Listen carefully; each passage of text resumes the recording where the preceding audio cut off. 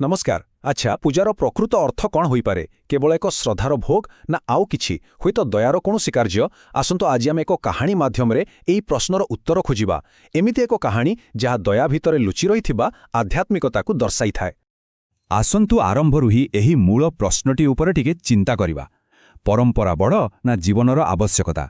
एही कहानीर केन्द्ରରେ रहिछि ठीक एही द्वंद्व जहाँ आमको भक्ति एवं करुणा भितरे थिबा संपर्क विषय भाबिबाकू बाध्य करे।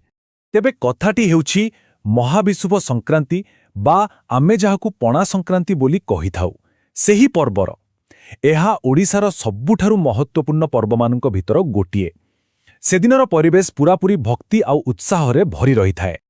आउ एही पर्वर सबुठु बड़ आकर्षण हेउछि पणा। एहा कौन केवल गोटी पानीय? ना, एहा हेउछि भगवानंक पई श्रद्धा आउ निष्ठार सहित प्रस्तुत करा जायथिबा एक शुद्ध भोग। एहाकू अत्यंत पवित्रतार सहित तैयारी करा जाए। हेले सेदिन जेतेबेले सबु प्रस्तुति एकदम शेष पर्याୟରେ थिला, ठीक सेतिकी बेले एक अप्रत्याशित घटना घटिला। आउ सेही पवित्र कार्ୟରେ जेमिति गोटे बाधा सृष्टि हेला। हठात सेठारे गोटे गाई आसी पहुंचिला। तार अवस्था देखिले ही जଣା पडुथिला जे से भीषण शोषिला आउ पानी टोपाई पई जेमिति छटपट होउछि। एठु ही एक सीधासळख द्वंद्व सृष्टि हेला। एही घटनाटी भक्तिकू नेई दुईटी अलगा अलगा दृष्टिकोण भितरे गोटे बड़ वितर्क सृष्टि करिदेला।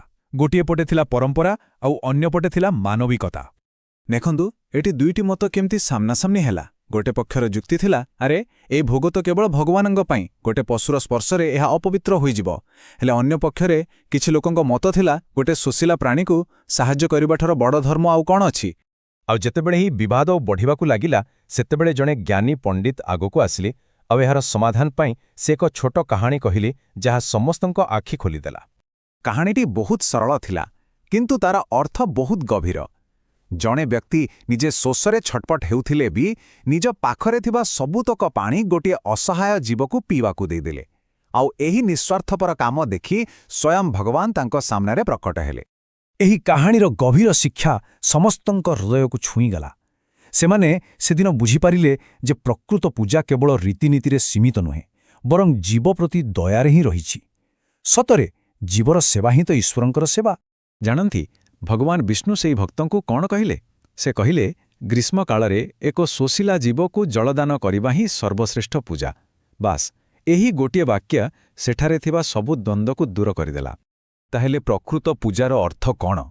एही कहानी आमको शिखाउछि जे ईश्वरंकू केवल मंदिर किंबा पूजा विधिरे खोजिले चलिबो नहीं। प्रकृत भक्ति तो प्रत्येक जीवंक प्रति दया आउ सेवारे ही देखा जाए। आउ एही घटनारे तो गाईर सेवा करिबा आहुरी महत्वपूर्ण, कारण आम शास्त्र अनुसारे गाई हेउछि साक्षात गोमाता। आउ कुहा जाए तांकू संतुष्ट कले समस्त देवदेवी संतुष्ट हुअंती। एही शिक्षा पाइबा परे सेठार लोकंक मध्यरे एक बड़ परिवर्तन आसिला। सेमाने समस्ते मिसी एक सामूहिक प्रतिज्ञा कले। सेमाने केवल निज भूल स्वीकार कले नहीं, बरं भविष्यत पई एक प्रतिज्ञा मध्य नेले।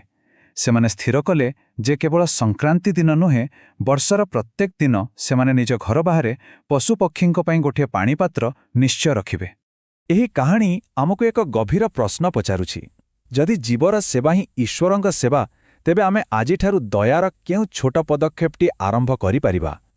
या उपरे टिके चिंता करिबा निश्चित भावरे दरकार।